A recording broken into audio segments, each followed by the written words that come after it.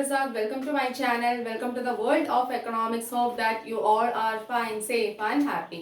ഇന്ന് ഞാൻ നിങ്ങളുടെ മുന്നിലെത്തിയിരിക്കുന്നത് +2 മാക്രോ എക്കണോമിക്സിലെ യൂണിറ്റ് 3 മണി ആൻഡ് ബാങ്കിങ് എന്ന ലെസന്റെ പാർട്ട് 2 വീഡിയോയുമായിട്ടാണ്. ഓക്കെ, അപ്പോൾ പാർട്ട് 1 വീഡിയോയിൽ ഓൾറെഡി ഞാൻ മണിയായിട്ട് റിലേറ്റ് ചെയ്തിട്ടുള്ള കൺസെപ്റ്റ്സ്, മണിയുടെ ഫംഗ്ഷൻസ് എന്തൊക്കെയാണെന്ന് ഞാൻ എക്സ്പ്ലെയിൻ ചെയ്തിട്ടുണ്ട്. Barter system, difficulties of barter system എല്ലാം എക്സ്പ്ലെയിൻ ചെയ്തിട്ടുണ്ട്. ഇതുവരെ കാണാത്തവരൊന്ന് കാണാൻ നിങ്ങളുടെ ഫ്രണ്ട്സിന് വേണ്ടി ഒന്ന് സജസ്റ്റ് ചെയ്യാം. ഓക്കെ, അപ്പം ഇന്ന് നമ്മുടെ ക്ലാസ്സിൽ എടുക്കാൻ പോകുന്നത്, എക്സ്പ്ലെയിൻ ചെയ്യാൻ പോകുന്നത് ഡിമാൻഡ് ഫോർ മണി. ഇന്ന് ഞാൻ നിങ്ങൾക്ക് വേണ്ടി എക്സ്പ്ലെയിൻ ചെയ്യാൻ പോകുന്നത് demand for money.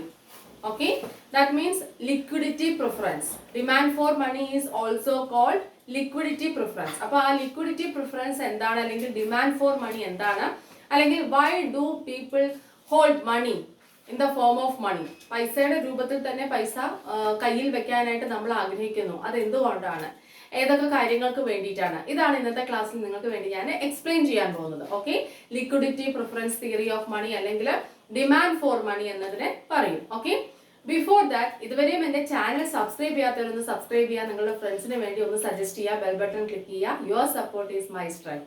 Okay, come let's learn together. Let's begin the class. ഇന്നത്തെ ക്ലാസ്സിലേക്ക് പോവാം. Demand for money. എന്താണ് ഡിമാൻഡ് ഫോർ മണി? നമ്മൾ എപ്പോഴും ഓൾവേസ് നമ്മൾ എന്ത് ആവശ്യപ്പെട്ടുകൊണ്ടിരിക്കുകയാണ്? പണം കൈവശം വെക്കാനായിട്ട്. Tendency to keep money in the form of money. നമുക്ക് എന്തിനുള്ള ടെൻഡൻസി ഉണ്ട്? Money in the form of money. പൈസയുടെ രൂപത്തിൽ തന്നെ സൂക്ഷിക്കാനുള്ള ഒരു ടെൻഡൻസി നമ്മുടെ കൈവശമുണ്ട്. What's the reason behind that? എന്താണ് അതിന്റെ കാരണം?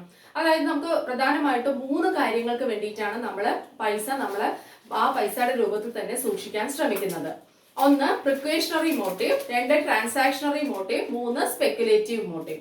Precautionary motive, transactionary motive, speculative motive. Precautionary motive എന്ന് പറഞ്ഞാൽ മുൻകരുതൽ പ്രേരണ, മുൻകരുതൽ. ഓക്കെ, ചില കാര്യങ്ങൾക്ക് വേണ്ടി നമ്മൾ മുൻകരുതലായിട്ട് പൈസ എടുത്തു വെക്കും. അതായത് ഭാവിയിലുള്ള ചെലവുകൾക്ക് വേണ്ടിയിട്ട് ആയിട്ട് എടുത്തു വെക്കും. അത്. രണ്ടാമത്തെ ട്രാൻസാക്ഷണറി മോട്ടീവ്, അതായത് ഡെയിലി നമ്മുടെ day to day expenditures meet ചെയ്യാൻ വേണ്ടിയിട്ട്. ഓക്കെ, അത്.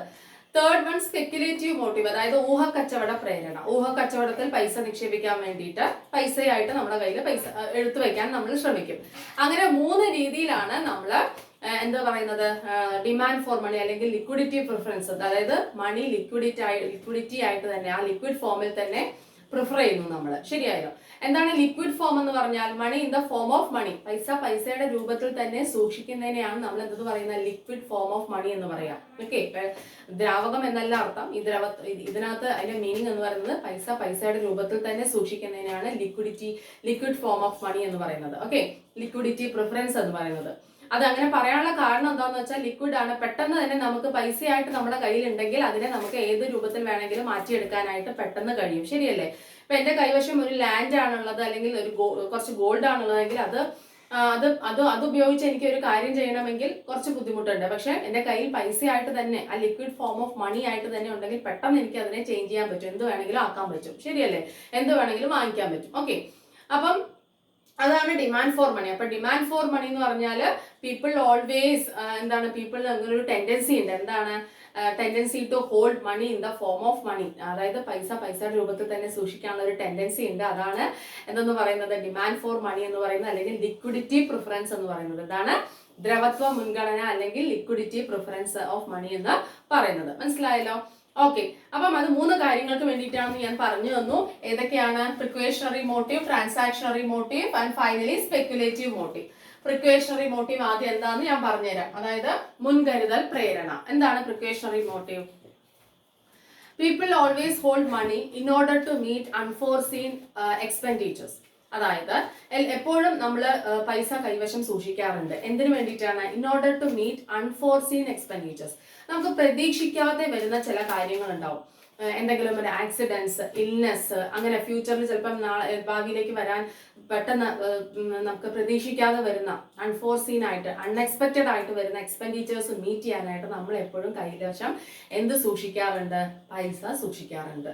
അതാണ് നമ്മൾ എന്തെന്ന് പറയുന്നത്? പ്രിക്വേഷണറി മോട്ടീവ് എന്ന് പറയുന്നത്. ഓക്കെ, അപ്പൊ പ്രിക്വേഷണറി മോട്ടീവ് എന്ന് പറയുന്നത് എന്താണ്? അതിനകത്ത് പറയുന്നത് നമ്മൾ tendency to hold money in the form of money in order to meet unforeseen expenditures. Okay, or unexpected expenditures, നമ്മൾ അപ്രതീക്ഷിതമായിട്ട് ഭാവിയിൽ വന്നേക്കാവുന്ന അപ്രതീക്ഷിതമായിട്ടുള്ള ചെലവുകൾ മീറ്റ് ചെയ്യാൻ വേണ്ടിയിട്ട് നമ്മൾ കുറച്ച് കൈവശം പൈസ നമ്മൾ എന്ത് വെക്കും, പൈസയായിട്ട് തന്നെ സൂക്ഷിച്ചു വെക്കും. അതിനെയാണ് നമ്മൾ എന്തെന്ന് പറയാ പ്രിക്കോഷണറി മോട്ടീവ് എന്ന് പറയാം. ഓക്കെ, മനസ്സിലായോ?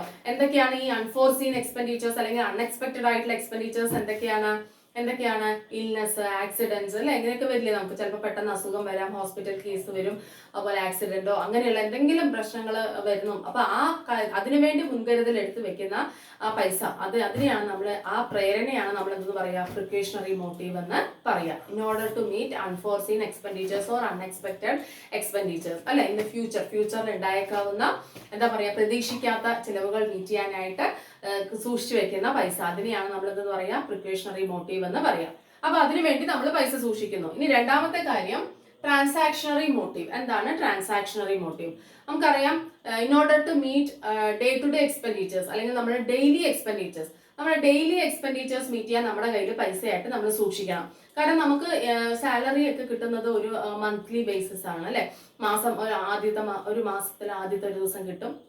അത് കഴിഞ്ഞാൽ ത്രൂ ഔട്ട് ആ മാസം നമ്മൾക്ക് ചെലവ് മീറ്റ് ചെയ്യണമെങ്കിൽ നമ്മുടെ കയ്യിൽ എന്ത് വേണം, പൈസയായിട്ട് തന്നെ വേണം. ഡെയിലി ഓരോ സാധനങ്ങൾ നമുക്ക് വാങ്ങിക്കാനുണ്ടാവും അല്ലെ, പല കാര്യങ്ങൾ വരും.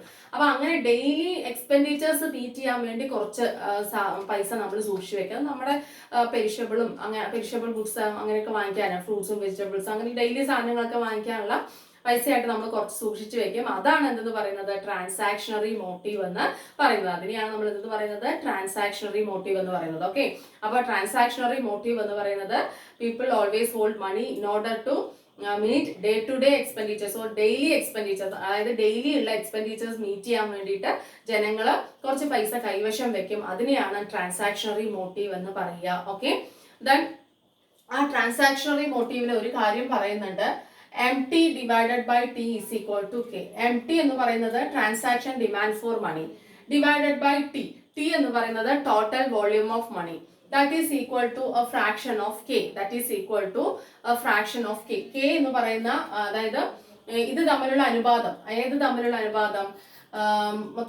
അതായത് ഡിമാൻഡ് ഫോർ മണി എന്തിനു വേണ്ടി, ട്രാൻസാക്ഷൻ മോട്ടീവിനുള്ള മണി, അത് divided by total volume of money, മൊത്തത്തിൽ എത്ര വോള്യൂം ഓഫ് മണി ഉണ്ട് അത് താഴെ, മുകളിൽ എന്താ വരുന്നത് ട്രാൻസാക്ഷൻ മോട്ടീവ്. ഇവര് തമ്മിലുള്ള അനുപാതം എന്തിന് ഈക്വൽ ആണെന്ന്, K എന്ന് പറയുന്ന ഒരു പോസിറ്റീവ് കോൺസ്റ്റന്റിന് ഈക്വൽ ആണ്. ഓക്കെ, K എന്ന് പറയുന്ന ഒരു പോസിറ്റീവ് കോൺസ്റ്റന്റിന് ഈക്വൽ ആണ്. അതായത് പ്രൊപ്പോർഷൻ ബിറ്റ്വീൻ ഏതൊക്കെ തമ്മിലുള്ള പ്രൊപ്പോർഷൻ ആണ് ഇവിടെ പറയുന്നത്, ട്രാൻസാക്ഷൻ മോട്ടീവ് അതേപോലെ തന്നെ ടോട്ടൽ വോള്യൂം ഓഫ് മണിയും. ഓക്കെ, ട്രാൻസാക്ഷൻ ആവശ്യമായിട്ടുള്ള മണിയും ടോട്ടൽ വോള്യൂം ഓഫ് മണിയും അത് ഏത് ഇതിന് ഈക്വൽ ആണ്, കെക്ക് ഈക്വൽ ആണെന്ന് പറയുന്നത്. കെ എന്ന് പറയുന്ന ഒരു പോസിറ്റീവ് കോൺസ്റ്റന്റ് ആണ്. മനസ്സിലാവുണ്ടോ? അപ്പം MT divided by T is equal to K. അത് ട്രാൻസാക്ഷണറി മോട്ടീവിനകത്ത് പറയുന്ന കാര്യമാണ്. ഓക്കെ, അപ്പോൾ അതായത് നമുക്ക് ടോട്ടൽ വോള്യൂം ഓഫ് മണിയിൽ നിന്ന് നമ്മൾ എത്ര ട്രാൻസാക്ഷന് വേണ്ടി മാറ്റി വെക്കുന്നു, ആ പ്രൊപ്പോർഷൻ എന്ന് പറയുന്നത് കെക്ക് ഈക്വൽ ആണ്. കെ എന്ന് പറയുന്നത് ഒരു പോസിറ്റീവ് കോൺസ്റ്റന്റ്. മനസ്സിലായല്ലോ? ഓക്കെ, അപ്പൊ ട്രാൻസാക്ഷണറി മോട്ടീവ് എന്ന് പറഞ്ഞാൽ നമ്മുടെ ഡെയിലി എക്സ്പെൻഡിച്ചേഴ്സ് മീറ്റ് ചെയ്യാൻ വേണ്ടി നമ്മൾ കുറച്ച് പൈസ കൈവശം വെക്കും. അതാണ് ട്രാൻസാക്ഷണറി മോട്ടീവ് എന്ന് പറയുന്നത്. അപ്പൊ അതിന് നമുക്ക് പൈസയായിട്ട് തന്നെ കയ്യിൽ വേണം. ശരിയാണോ? ഓക്കെ, ഇനി നമുക്ക് അതിനകത്ത് ഒരു കാര്യം നമുക്ക് പറയാനുണ്ട്, velocity of circulation of money പറയാനുണ്ട്. എന്താണ് velocity of circulation of money എന്ന് പറയുന്നത്? Okay, the number of times a unit of money changes hands during a period, that is velocity of transaction, that is velocity of circulation of money. അതായത് ഒരു amount of മണി എത്ര പ്രാവശ്യം ഒരു നിശ്ചിത സമയത്തിനുള്ളിൽ എത്ര കൈകളിലോട്ട് മാറി വരുന്നു, അതാണ് എന്തെന്ന് പറയുന്നത് velocity of circulation of money എന്ന് പറയുന്നത്. പണത്തിന്റെ ചാക്രിക പ്രവാഹം എന്നൊക്കെ നമുക്ക് പറയാൻ പറ്റും. Okay, circulation of money. Okay, എന്താണ് പറയുന്നത്, the number of times a unit of money changes hands during a period, that is velocity. ഒരു നിശ്ചിത എമൗണ്ട് ഓഫ് മണി, അതായത് എത്ര പ്രാവശ്യം കൈ മാറി പോകുന്നു. ഇപ്പൊ ഇന്ന് നമ്മുടെ കയ്യിലുള്ള പൈസ, ഇന്ന് എന്റെ കയ്യിൽ 100 രൂപ ഉണ്ടെങ്കിൽ അത് നാളെ ചിലപ്പോൾ ഞാൻ എന്തെങ്കിലും വാങ്ങിക്കുന്നുണ്ട്, അത് വേറെ ആളുടെ കയ്യിലായിരിക്കും. അത് കഴിഞ്ഞിട്ട് ആ പൈസ അദ്ദേഹം വേറെ എന്തെങ്കിലും സാധനങ്ങൾ വാങ്ങിക്കുന്നുണ്ടെങ്കിൽ, ആ കടക്കാരൻ വേറെ കാര്യങ്ങൾക്ക് ചെലവാക്കുന്നുണ്ടെങ്കിൽ അത് വേറെ രീതിയിൽ പോകും. ആ കടക്കാരൻ കൊടുത്ത പൈസ വേറെ ആള് അങ്ങനെ മാറി വരും. അപ്പൊ നമ്മളൊരു 10 ഡേയ്സിന്റെ പീരീഡ് എടുക്കുക. ആ 10 ഡേയ്സിനകത്ത് ഞാൻ ചെലവാക്കിയ 100 രൂപ എത്ര പേരുടെ കയ്യിൽ ഇങ്ങനെ മാറി വന്നിട്ടുണ്ട്. ഇതിനെയാണ് എന്തെന്ന് പറയാ നമ്മള് സർക്കുലേഷൻ എന്താ പറയാ, ട്രാൻസാക്ഷൻ എന്ത് പറയാ, velocity of circulation of money എന്ന് പറയാം.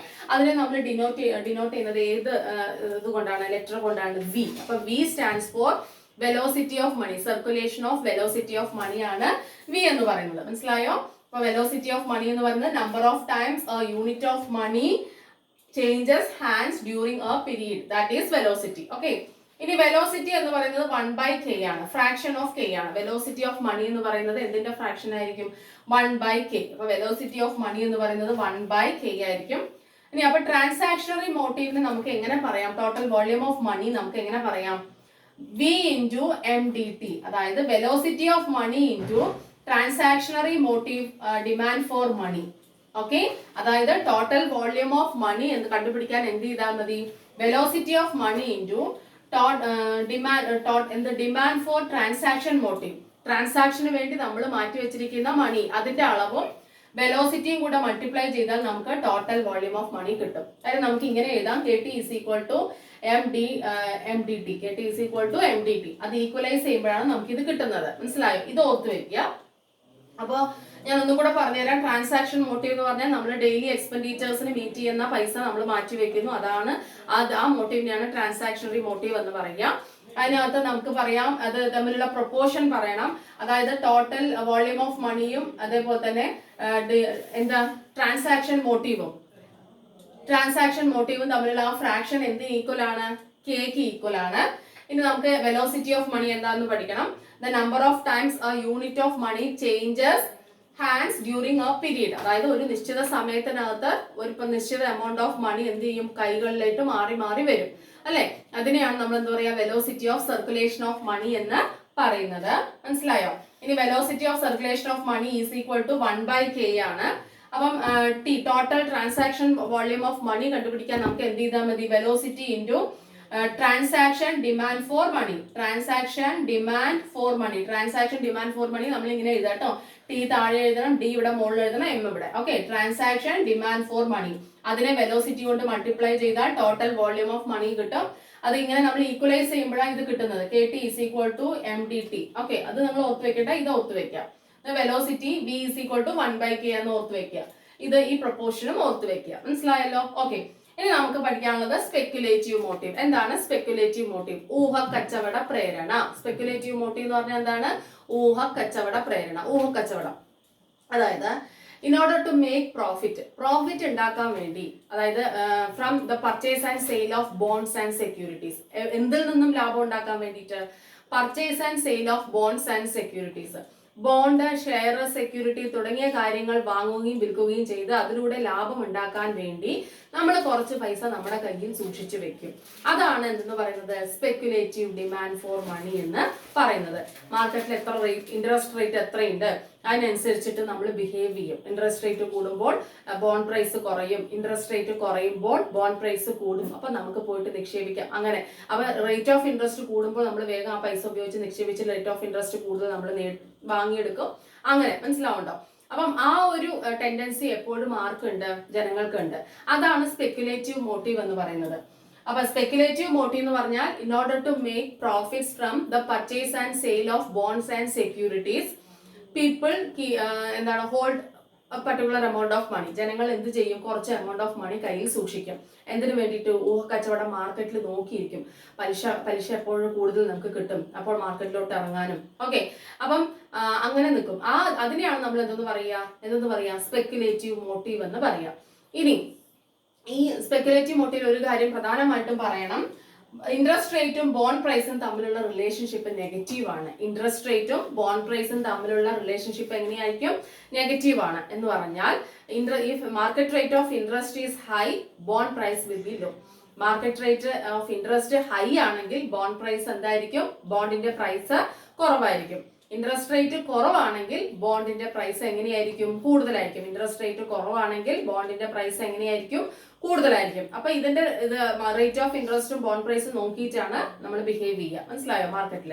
ഓക്കെ, അപ്പൊ സ്പെക്യുലേറ്റീവ് മോട്ടീവ് നമുക്ക് ഇങ്ങനെ എഴുതാം.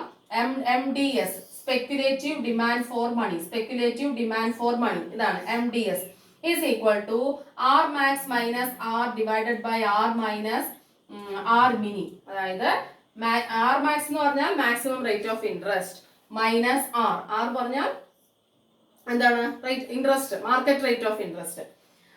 അതായത് മാക്സിമം റേറ്റ് ഓഫ് ഇൻട്രസ്റ്റ് ഇത് മാർക്കറ്റ് റേറ്റ് ഓഫ് ഇൻട്രസ്റ്റ്. അതേപോലെ തന്നെ ഇവിടെ ആർ മിനി എന്ന് പറഞ്ഞാൽ മിനിമം റേറ്റ് ഓഫ് ഇൻട്രസ്റ്റ്. മനസ്സിലായോ? ഇതാണ്. അപ്പൊ നമ്മൾ ബോണ്ട് ഇൻട്രസ്റ്റ് റേറ്റും ബോണ്ട് പ്രൈസും തമ്മിൽ നെഗറ്റീവ് റിലേഷൻഷിപ്പ് ആണ്. ഇൻട്രസ്റ്റ് റേറ്റ് കൂടുകയാണെങ്കിൽ ബോണ്ട് പ്രൈസ് കുറയും, ഇൻട്രസ്റ്റ് റേറ്റ് കുറയുകയാണെങ്കിൽ ബോണ്ട് പ്രൈസ് കൂടും. ഇത് ഓർത്ത് വെക്കുക. അതേപോലെ തന്നെ എന്തിനാണ് സ്പെക്കുലേറ്റീവ് മോട്ടീവ് പൈസ എടുത്തു വെക്കുന്നത് നമ്മൾ? അതായത് മാർക്കറ്റിൽ എങ്ങനെയാണ് in order to make profit ഉണ്ടാക്കാനായിട്ട് from the purchase and sale of bonds and securities. Okay, ബോണ്ടും സെക്യൂരിറ്റികളും വാങ്ങുകയും വിൽക്കുകയും ചെയ്യാൻ വേണ്ടിയിട്ട്, വിറ്റ് ലാഭം ഉണ്ടാക്കാൻ വേണ്ടിയിട്ടും കുറച്ചൊക്കെ പൈസ നമ്മുടെ കയ്യിൽ സൂക്ഷിച്ചു വെക്കും. റേറ്റ് ഓഫ് ഇൻട്രസ്റ്റ് എങ്ങനെ പോകുന്നു അതിനനുസരിച്ച് നമ്മൾ ബിഹേവ് ചെയ്യും. മനസ്സിലായല്ലോ? ഓക്കെ, അപ്പം റേറ്റ് ഓഫ് ഇൻട്രസ്റ്റ് ബോണ്ട് പ്രൈസും നെഗറ്റീവ് റിലേഷൻഷിപ്പ് ആണ്. ഇനി നമുക്ക് demand for the speculative demand for money, അതിനിങ്ങനെ എഴുതുന്നത് കേട്ടോ, MSD ഇങ്ങനെ എഴുതുന്നത്. സ്പെക്കുലേറ്റീവ് ഡിമാൻഡ് ഫോർ മണി എന്ന് പറയുന്നത് ഈക്വൽ ടു എന്തിന് ഈക്വൽ ആണ്? R max minus R divided by R minus R mini. അതായത് ആർ മാക്സ് എന്ന് പറഞ്ഞാൽ എന്താണ്? Maximum rate of interest. ഇത് ആർ എന്ന് പറയുന്നത് market rate of interest. R mini എന്ന് പറഞ്ഞാൽ minimum rate of interest. Okay, ഇനി നമുക്ക് ഇതിനൊരു അപ്പർ ലിമിറ്റും ലോവർ ലിമിറ്റും ഫിക്സ് ചെയ്യാൻ പറ്റും. എങ്ങനെയാണെന്ന് നോക്കാം. അതായത് ഈ ആറിന്റെ പ്ലേസിൽ നമുക്ക് എന്ത് കൊടുക്കാം? ആർ മാക്സ് ആദ്യം കൊടുത്തു നോക്കാം. ആറിന്റെ പ്ലേസിൽ ആർ മാക്സ് കൊടുത്തു നോക്കൂ. എന്താ കിട്ടുക നമുക്ക്? ആർ മാക്സ് മൈനസ് ആറിന്റെ പ്ലേസിൽ എഗൈൻ നമ്മൾ എന്ത് കൊടുക്കാണ്? ആർ മാക്സ് കൊടുക്കാണ്. Okay, R max divided by ആറിന്റെ പ്ലേസിൽ എഗൈൻ എന്താണ്? ആർ മാക്സ് അല്ലെ, മൈനസ് ആർ മിനി. അപ്പൊ എന്ത് വരും നമുക്ക്? Is equal to 0 by R max minus R max എന്താണ്? 0 by R max minus R mini. R max minus R mini വരും. 0 by R max minus R mini എന്ന് പറഞ്ഞാൽ എന്താണ് അർത്ഥം? 0 ആണ് അർത്ഥം. അതായത് മാർക്കറ്റ് റേറ്റ് ഓഫ് ഇൻട്രസ്റ്റ് എങ്ങനെയാണ്? കൂടുതലാണെങ്കിൽ സ്പെക്കുലേറ്റീവ് ഡിമാൻഡ് ഫോർ മണി 0 ആയിരിക്കും. Market rate of interest high ആണെങ്കിൽ സ്പെക്കുലേറ്റീവ് ഡിമാൻഡ് ഫോർ മണി എന്തായിരിക്കും? 0 ആയിരിക്കും. നമ്മൾ എന്താ ഇവിടെ ഇട്ട് കൊടുത്തത്? മാക്സിമം ആണ് ഇട്ട് കൊടുത്തത്. മാർക്കറ്റ് റേറ്റിന് എന്താ ഇട്ട് കൊടുത്തത്? നമ്മൾ മാക്സിമം ആണ് ഇട്ട് കൊടുത്തത് അല്ലെ. ആറിന്റെ പ്ലേസിൽ രണ്ട് പ്ലേസിൽ നോക്കിക്കോളൂ, മാക്സിമം ഇട്ട് കൊടുത്തു. അങ്ങനെ മാക്സിമം ഇട്ട് കൊടുത്ത സമയത്ത് നമുക്ക് എന്ത് കിട്ടി? 0 by R max by R mini. അപ്പൊ 0 ബൈ സംതിങ് എന്ത് വന്നാലും എന്താണ്? അതായത് ന്യൂമറേറ്ററിൽ 0 വന്നാൽ ആൻസർ എന്തായിരിക്കും? 0 അല്ലേ. അപ്പൊ അതിന്റെ അർത്ഥം എന്താണ്? ശരിക്കും മനസ്സിലാക്കിക്കോളൂ. Market rate of interest high ആയി കഴിഞ്ഞാൽ സ്പെക്കുലേറ്റീവ് ഡിമാൻഡ് ഫോർ മണി എന്തായിരിക്കും? 0 ആയിരിക്കും. കയ്യിൽ സൂക്ഷിക്കില്ല. Market rate of interest high ആണെങ്കിൽ എല്ലാം പുറത്ത് കൊടുത്ത് നമ്മൾ കൊടുത്ത് എന്ത് ചെയ്യും? ബോണ്ട് വാങ്ങിക്കുകയും ഒക്കെ ചെയ്യും. മനസ്സിലാവുന്നുണ്ടോ? അപ്പം നമ്മൾ കയ്യിൽ സൂക്ഷിക്കുന്ന ആ ടെൻഡൻസി കുറയും. സ്പെക്കുലേറ്റീവ് ഡിമാൻഡ് ഫോർ മണി 0 ആയിരിക്കും. എപ്പോൾ? Market rate of interest high ആയിരിക്കുമ്പോൾ. എപ്പോൾ? Market rate of interest high ആയിരിക്കുമ്പോൾ സ്പെക്കുലേറ്റീവ് ഡിമാൻഡ് ഫോർ മണി 0. ഇനി നമുക്ക് market rate of interest minimum കൊടുത്തു നോക്കാം. നോക്കിക്കോൾ, ഇവിടെ മിനി കൊടുത്തു നോക്കാം. ഓക്കെ, അപ്പൊ എന്താ വരുന്നത്? R max minus R mini. Okay, ഈ പ്ലേസിൽ ആറിന്റെ പ്ലേസിലെല്ലാം എന്ത് കൊടുക്കുക? ആർ മിനി കൊടുക്കാം. ഓക്കെ, ആർ മിനി കൊടുക്കുന്ന സമയത്ത് എവിടെ 0 വരും? എവിടെ? ഇവിടെ R mini minus R mini അല്ലേ വരുന്നത്. അപ്പൊ ഇവിടെ താഴെ 0 വരും. താഴെ 0 വരികയും മുകളില് R max minus R mini വരും. മനസ്സിലാവുണ്ടോ? നമ്മൾ ഒന്നും ചെയ്തില്ല. ഈ പ്ലേസില് ഈ ആറിന്റെ പ്ലേസിൽ മിനി കൊടുത്തു നോക്കും. മിനിമം റേറ്റ് ഓഫ് ഇൻട്രസ്റ്റ് കൊടുത്തു നോക്കി. അപ്പൊ എന്ത് സംഭവിച്ചു? താഴെ 0 വന്നു. അപ്പൊ താഴെ 0 വന്നാൽ നമുക്ക് എന്താണ് ആൻസർ? അനന്തം, ഇൻഫിനിറ്റി. അനന്തം, ഇൻഫിനിറ്റി. അങ്ങനെ ഒരിക്കലും അവസാനിക്കാത്ത സ്പെക്കുലേറ്റീവ് ഡിമാൻഡ് ഉണ്ടായിക്കൊണ്ടിരിക്കും. ശരിയല്ലേ? അതായത് മാർക്കറ്റ് റേറ്റ് ഓഫ് ഇൻട്രസ്റ്റ് വളരെ കുറവാണെങ്കിൽ നമ്മൾ എന്ത് ചെയ്യും?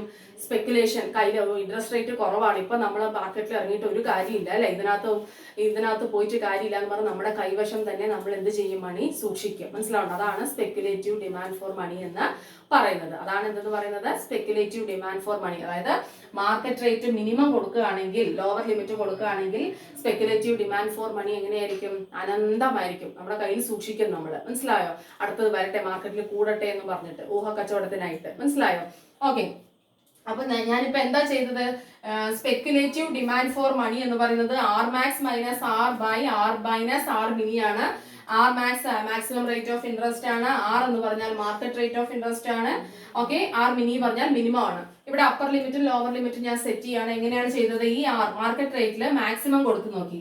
അപ്പൊ 0/something ഇങ്ങനെ കിട്ടി നമുക്ക്. അപ്പൊ അതിന്റെ ആൻസർ 0 ആണ്. എന്ന് വെച്ചാൽ മാക്സിമം റേറ്റ് ഓഫ് ഇൻട്രസ്റ്റിന് സ്പെക്കുലേറ്റീവ് ഡിമാൻഡ് ഫോർ മണി 0 ആയിരിക്കും.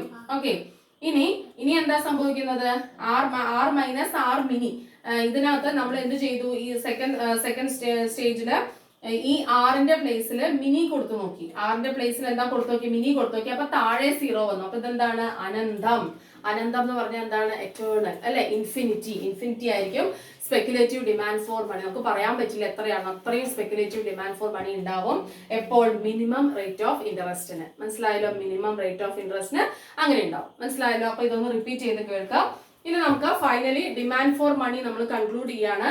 Demand for money MD is equal to MTD plus MSD. അതായത് വെച്ചാൽ transaction demand for money plus speculative demand for money. ഇത് രണ്ടും പ്ലസ് ചെയ്താൽ നമുക്ക് എന്ത് കിട്ടും? ഡിമാൻഡ് ഫോർ മണി കിട്ടും. ട്രാൻസാക്ഷണറി ഡിമാൻഡും സ്പെക്കുലേറ്റീവ് ഡിമാൻഡും. ട്രാൻസാക്ഷണറി ഡിമാൻഡ് ഇതാണ്, ഇത് സ്പെക്കുലേറ്റീവ് ഡിമാൻഡ് ആണ്. ഇത് രണ്ടും കൂടെ പ്ലസ് ചെയ്താൽ ഡിമാൻഡ് ഫോർ മണി കിട്ടും. മനസ്സിലാവല്ലോ? പ്രിക്വേഷൻ നമ്മൾ ഇതിനകത്ത് ആഡ് ചെയ്യില്ല കേട്ടോ. ഓക്കെ, മനസ്സിലായല്ലോ? ഇത് രണ്ടും കൂടെ ആഡ് ചെയ്താൽ ഡിമാൻഡ് ഫോർ മണി കിട്ടും. അപ്പൊ demand for money is equal to MDT plus MDS. Okay, എന്ന് വെച്ചാൽ transactionary demand for money plus speculative demand for money. അത് രണ്ടും പ്ലസ് ചെയ്താൽ demand for money liquidity preference കിട്ടും. മനസ്സിലായല്ലോ? അപ്പൊ ഇതുവരെ മനസ്സിലായെന്ന് വിചാരിക്കുന്നു. ഓക്കെ, ഇനി നമുക്ക് ഒരു കാര്യം കൂടെ പറയാനുണ്ട്. Liquidity trap. എന്താണ് ലിക്വിഡിറ്റി ട്രാപ്പ്? നോക്കിക്കോളൂ, അത് ഇതിന്റെ ഡയഗ്രാം ആണ്. ഇതാണ് കേട്ടോ ലിക്വിഡിറ്റി ട്രാപ്പിന്റെ ഡയഗ്രാം.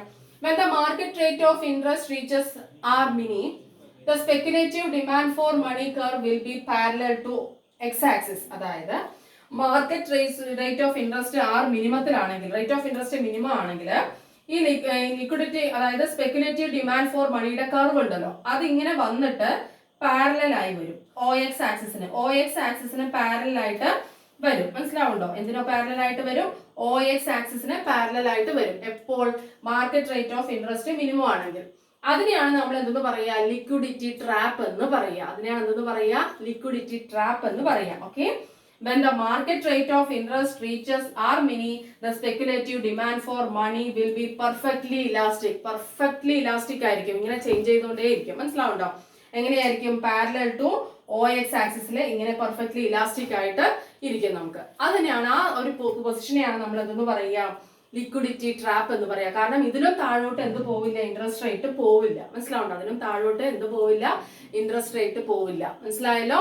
ഓക്കെ, അപ്പൊ ഒന്നും കൂടെ പറഞ്ഞുതരാം. എന്താണ് ലിക്വിഡിറ്റി ട്രാപ്പ്? ലിക്വിഡിറ്റി ട്രാപ്പിന് ഈ ഡയഗ്രാം വരയ്ക്കണം.